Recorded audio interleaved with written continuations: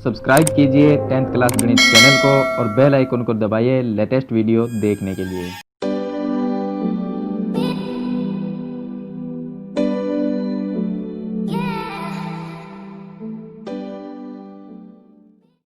Hello students, आज इस video में आपको एक्सरसाइज जो 15.3 है उसके उदाहरण बताऊंगा मैं आपको इस वीडियो में। तो हम यहाँ पर दिया गया पहला जो उदाहरण है वो उदाहरण नंबर 9 है। इससे पहले के जो उदाहरण थे वो मैंने पीछे की वीडियो में बता दिए हैं।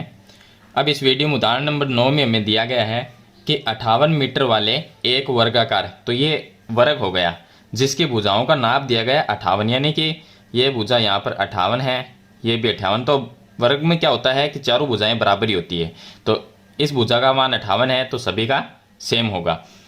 इसके दिया गया कि घास के मैदान के सिरों पर, ये एक वर्ग है, इसके जो सिरे हैं इन सिरों पर दो वर्ताकार भाग जोड़ने का प्रस्ताव है। यानी कि इसके जो सिरे हैं यहाँ पर हम इस तरह से वर्ताकार भाग जोड़ दें इस तरह से, तो ये हम दोनों तरफ वृत्तखंड जैसे बना देंगे इसके इस तरह से, और दूसरे इस साइड में बनाएंगे, दूसरा है वो इस साइड में इस तरह से बना देंगे, तो यहां पर भी ये हो जाएगा वृत्तखंड इस तरह से। अब इसमें दिया गया है कि वर्ताकार भाग जोड़े गए हैं, प्रत्येक वर्ग का केंद्र वर्ग के विकिरणों का प्रतिच्छेद बिंदु है।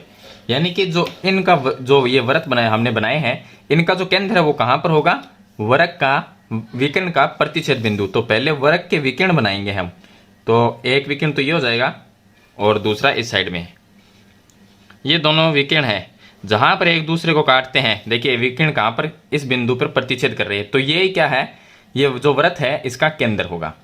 अब देखिए जब वर्ग है, वर्ग के विकिरण होते हैं ना, वो यहाँ पर बराबर भागों में एक दूसरे को काटते हैं, ये सभी भाग बराबर होंगे, और साथ में क्या बनाते हैं, यहाँ पर 90 डिग्री का कोण भी बनता है, यहाँ पर भी बनता है और इस साइड में यहाँ पर भी बनता है, यहाँ पर, मतलब कि ये चारों तरफ 90 डिग्री के कोण बनेंगे इसके।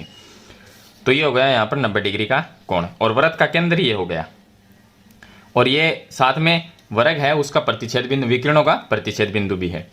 तो विकिरणों का प्रतिच्छेद बिंदु, पूरे मैदान का क्षेत्रफल ज्ञात कीजिए। तो हमें पूरे का इसका क्षेत्रफल ज्ञात करना है। अब इसका क्षेत्रफल ज्ञात करने के लिए हमारे पास में दो चीजें आती है कि हम यहाँ पर ये चीज देखेंगे कि जो हमारा चित्र है उसमें हमें क्या क्या चीजें हैं हमारे पास में। तो देखिए यहाँ पर ये केंद्र है वृत्त का, ये चारों तरफ इसके वृत्त बन सकता है। अगर ये केंद्र है तो ये चारों तरफ एक वृत्त बन गया। इस तरह से दो वर्ताकार भाग जोड़े गए, हमने यहाँ पर एक ही दिखाया है इसमें, लेकिन यहाँ पर क्या है, दो वर्ताकार भाग जोड़े गए हैं। तो ये पूरा एक वृत्त है और वृत्त का ये केंद्र है। तो ये क्या चाहिए, ये जो विकिरण है ये वृत्त का व्यास हो जाएंगे, क्योंकि यहां से देखिए ये परिधि से टच करता हुआ पूरा यहाँ इस परिधि पर टच कर रहा है। इसका मतलब ये पूरा क्या होगा, ये पूरा हो गया व्यास, ये भी व्यास है क्योंकि ये विकिरण है व्यास के बराबर होगा।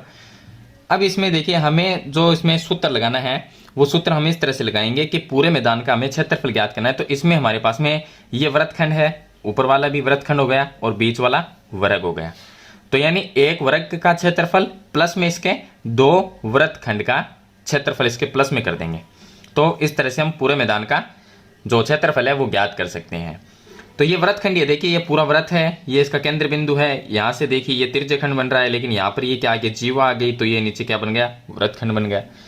तो इस तरह से हम क्या करेंगे, इसको सरल करेंगे। तो सबसे पहले हम ये लिखेंगे कि वर्ग की भुजा, वर्ग की जो भुजा है वो हमें दी गई है यहाँ पर 58 मीटर, ये दिया गया है। और उसके बाद में यहाँ पर जो थीटा का मान है वो 90 डिग्री, कोण देखिए ये 90 डिग्री हो जाएगा, तो ये 90 डिग्री है, ये नीचे वाला भी 90 डिग्री, क्योंकि ये देखिए ये एक तिर्यकखंड बनता है इस तरह से, ये तिर्यकखंड में ये कोण 90 डिग्री है, तो वृत्तखंड में काम में लेंगे तो ये 90 डिग्री काम में आ जाएगा। तो थीटा का मान हम लिख सकते हैं 90 डिग्री, ये आ जाएगा। चलिए उसके मान में अब देखिए यहाँ पर हम जो सूत्र लगाएंगे उस सूत्र में देखिए सब पहले हमारे पास में एक चीज ये है वर्ग, तो हम लिखेंगे वर्ग का क्षेत्रफल, वर्ग का क्षेत्रफल, और प्लस वर्ग के अलावा दो हमारे पास में वृत्तखंड रह गए, तो प्लस में कर देंगे दो वृत्तखंड का क्षेत्रफल। तो इस तरह से ये पूरा चित्र आ गया, इसके अंदर एक वर्ग भी आ गया और दो वृत्तखंड आ गए, इसका मतलब पूरा मैदान का क्षेत्रफल हो गया। अब इसका सूत्र, वृत्त का जो क्षेत्रफल का फॉर्मूला होता है वो होता है भुजा स्क्वायर, प्लस में वृत्तखंड का क्षेत्रफल। तो वृत्तखंड के क्षेत्रफल को 2 से गुणा करना है, तो हम यहां पर लिख देंगे 2 गुणा पाई आर स्क्वायर थीटा बटे 360 minus 1/2 R square sine theta. यहां पर एक चीज आपको ध्यान रखनी है कि पाई का मान हम लिख सकते हैं, यहाँ पर तो भुजाई तो कोई हमें प्रॉब्लम नहीं आएगी क्योंकि यहाँ पर 58 दिया गया है, थीटा का मान भी 90 डिग्री दिया गया है, लेकिन पाई का मान 22/7 लिख देंगे, थीटा का मान 90 हो जाएगा। और आर जो त्रिज्य है अब वो नहीं है हमारे पास में, तो त्रिज्य कैसे ज्ञात करेंगे? त्रिज्य ज्ञात करने के लिए देखिए, त्रिज्य इस तरह से हम ज्ञात करेंगे कि जो वृत्त का विकिरण है वो व्यास के बराबर है, क्योंकि ये केंद्र है, यहाँ से दोनों तरफ से परिधि को टच करता है, ये वृत्त बनाएंगे तो परिधि को क्या है यहाँ पर टच कर रहा है, तो इस तरह से ये क्या हो गया व्यास, पूरा व्यास हो गया। अगर मैं यहाँ से इस व्यास को लेते हुए ये एक त्रिभुज लेता हूँ, यहाँ पर एक त्रिभुज, तो ये पूरा वर्ग है और वर्ग के यहाँ पर भी 90 डिग्री का कोण बनता है, तो ये एक त्रिभुज लेंगे, कोई भी समकोण इसमें से एक त्रिभुज लेना है। तो अगर मैं इस तरह से ये त्रिभुज लेता हूँ समकोण, ये हो गया समकोण त्रिभुज, तो इस साइड वाला मान लीजिए यहाँ से, तो ये 58, ये भुजा आ गई इसमें, तो ये 58 हो गया, नीचे वाली भी वर्ग की भुजा है वो भी 58, तो ये भी 58 हो गई और ये भी 58 हो गई। ये क्या है? विकिरण है, ये है विकिरण, और विकिरण क्या है? व्यास के बराबर है। तो ये यहाँ पर कोण जो है वर्ग के वो 90 डिग्री का कोण होता है, तो वर्ग का प्रत्येक कोण 90 का, तो ये 90 हो गया, इसका मतलब ये समकोण होगा, और समकोण में ये व्यास है, व्यास का मतलब ये कर्ण भुजा हो गई। तो हम ये लिख सकते हैं कर्ण स्क्वायर, कर्ण स्क्वायर बराबर लंब स्क्वायर 58, तो 58 का स्क्वायर कर देंगे, प्लस फिर आधार स्क्वायर, तो ये भी 58 का स्क्वायर आ जाएगा। तो हम इसको लिखेंगे कर्ण स्क्वायर बराबर 58 का स्क्वायर होता है, इसका हम स्क्वायर करेंगे, या स्क्वायर नहीं करेंगे तो इसको देखिए इस तरह से सरल कर लीजिए कि 58 स्क्वायर 2 बार है, तो इसको लिख सकते हैं 2 गुणा 58 का स्क्वायर, यहाँ से स्क्वायर हटा देंगे तो कर्ण रह जाएगा, ये आ जाएगा अंडर रूट में 2 गुणा 58 का स्क्वायर। तो कर्ण कितनी आ गई हमारे? कर्ण बराबर देखिए 58 का स्क्वायर है, यानी 58 कितने बार है? 2 बार है, तो 58 को बाहर निकाल लेंगे तो स्क्वायर हट जाएगा और पीछे अंडर रूट में रह जाएगा सिर्फ 2। ये आ गई कर्ण भुजा। कर्ण भुजा बराबर क्या हो गया? व्यास हो गया। जो ये कर्ण थी वो व्यास के बराबर थी, तो यानी कि हमारे पास में व्यास आ गया 58 अंडर रूट 2। तो त्रिज्या कितनी होगी?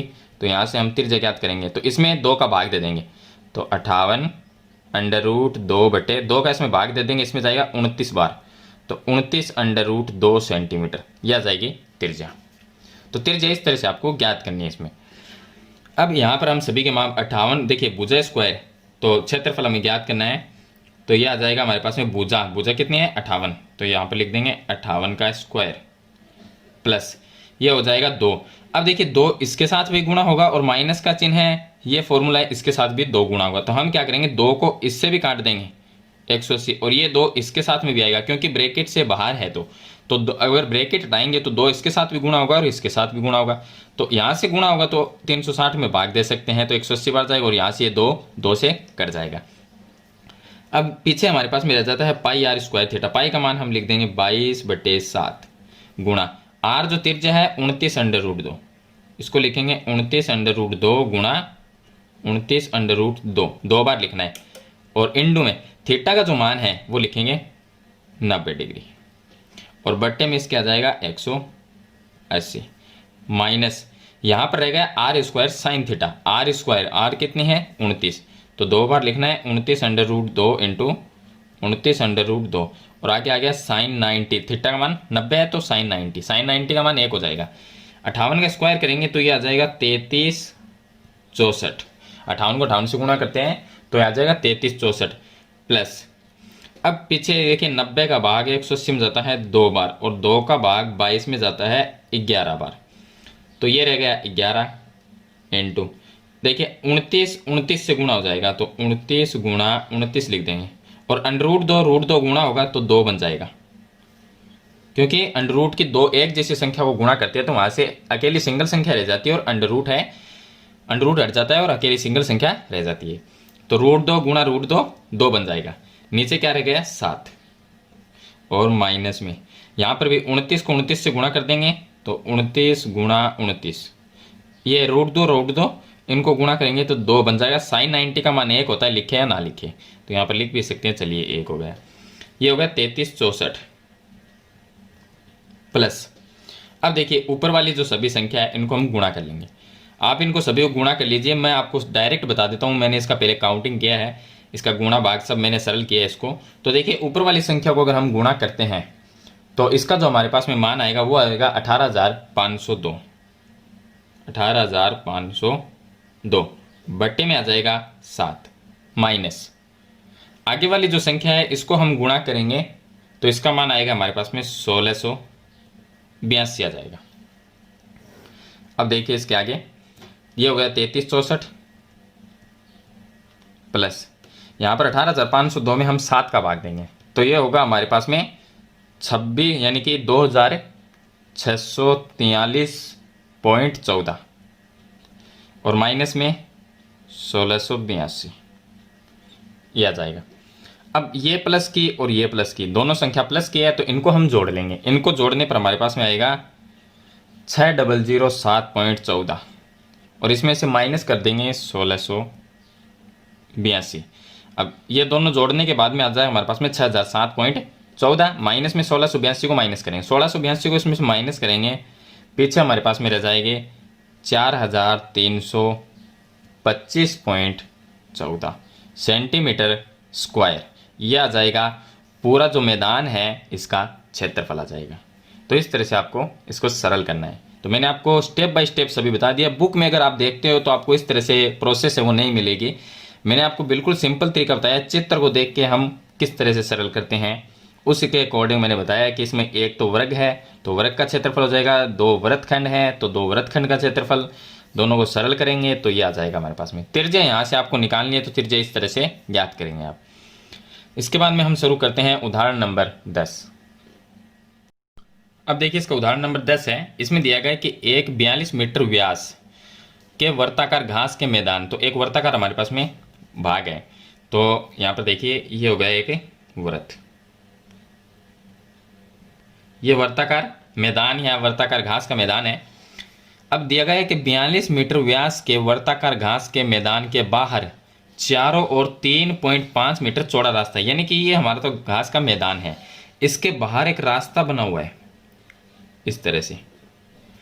तो यहाँ पर इस रास्ते की जो चौड़ाई है वो है 3.5 मीटर, यानी कि यहाँ से लेके यहाँ तक की जो इसकी चौड़ाई है वो है 3.5 मीटर की इसकी चौड़ाई है। ये वृत्त का हो गया केंद्र। अब दोनों ही वृत्त बन गए हमारे पास में।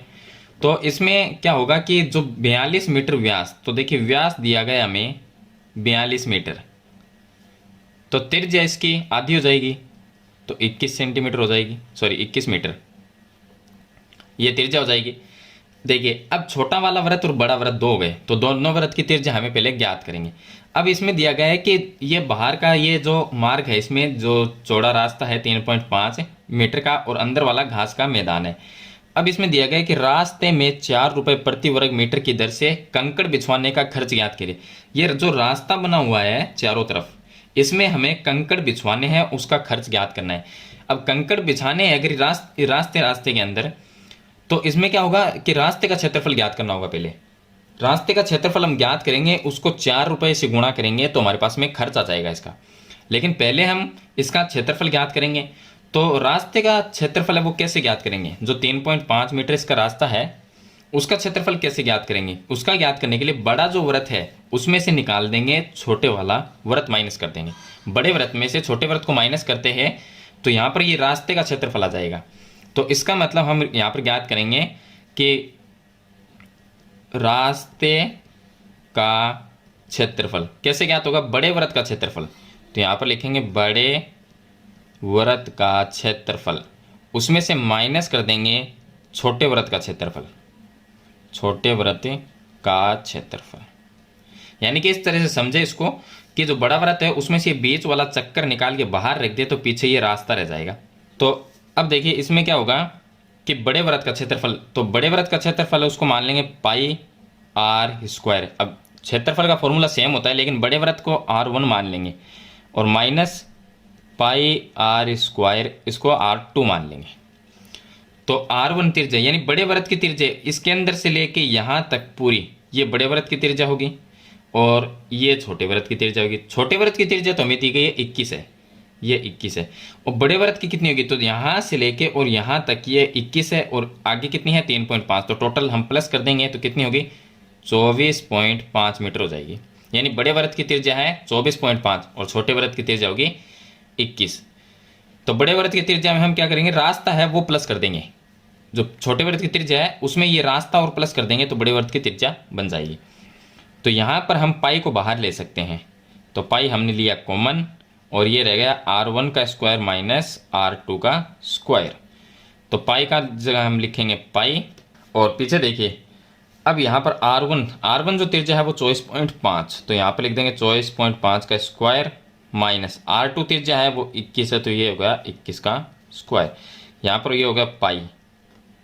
अब 24.5 का स्क्वायर हम करते हैं तो ये आता है हमारे पास में 600.25 माइनस 21 का स्क्वायर होता है 441।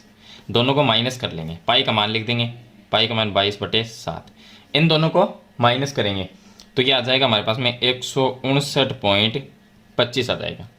अब देखिए यहाँ पर हम क्या करेंगे कि दोनों को गुणा, 22 को 159.25 से गुणा करेंगे तो ये आ जाएंगे हमारे पास में 3503.5 और बट्टे में इसके 7 आ जाएगा।